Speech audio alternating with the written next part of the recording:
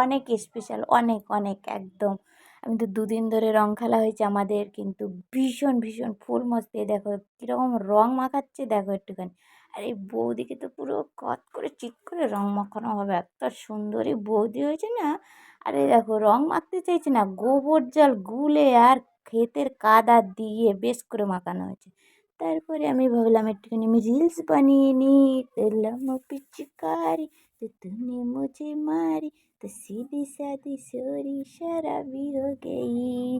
যে আমার রিলস বানানো হয়ে গেছে। তারপর আমার বাবা দিচ্ছিল একজনকে গালাগালি, ফাঁকে এসে আমার বাবাকে রং মাখিয়ে দিয়ে চলে গেছিলো বলে আমার বাবা গেছিলো প্রচণ্ড রেগে, আর বলেছে পোদের মধ্যে লঙ্কার গুঁড়ো দিয়ে দেবো একদম ধরতে পারলে, জানো তো রঙের মধ্যে লঙ্কার গুঁড়ো মিশিয়ে পোদে মাখিয়ে দেবো। তো যাই হোক, ওখানে মেয়েরা নাচ করছিলো, তার পিছনে আমার দিদি খাচ্ছিল আবার উদ্ভণ্ড মেয়ে ছেলেদের। তারপর রং খেলা আর রং খেলা আর শেষ হচ্ছিল না সারাদিনে। তারপর ভাঙের ব্যবস্থা ছিল ওখানে, জামাইবাবুরা বিমল বানিয়েছিল আর মদ খাচ্ছিল।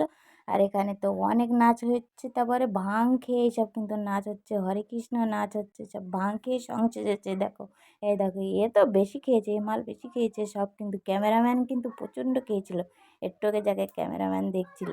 তারপরে ক্ষেতের মাঝখানে, মাঠের মাঝখানে সব দাঁত কেলাচ্ছে বসে বসে, বাথরুমের পাশে বসে। কাকে বলে হাসি সে তোমাদের কী বলবো, কী বলবো, না দেখলে বুঝতে পারবে না। তখন আমি ক্যামেরা ফ্যামেরা সব বন্ধ হয়ে গেছিলো, সত্যি কথা সেগুলো